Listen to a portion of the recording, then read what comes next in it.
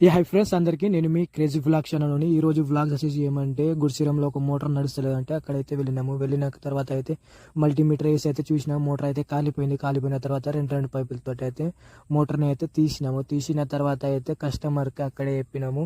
దాంట్లో అయితే ఇసుక ఎక్కువ ఉండే అందుకోసం అయితే ఆయనకు చెప్పేసినాం. అక్కడ నుంచి మోటార్ తీసుకుని అయితే షాప్కి వచ్చిన తర్వాత అయితే మోటార్ని చెప్పేసి మోటార్ లోపల ఉన్న వైర్లు అయితే కడిగేసిన తర్వాత అయితే మంచిగా చేపించుకొని సైడ్ మీద వచ్చిన తర్వాత జాలీలు అవి కట్టేసుకొని అయితే మోటార్ అయితే దించేసి జాయింటింగ్ అవి కొట్టిన తర్వాత మోటార్ దించినాం తర్వాత అయితే మోటార్ అయితే చాలు చేసి అయితే మల్టీమీటర్ వేసినాము.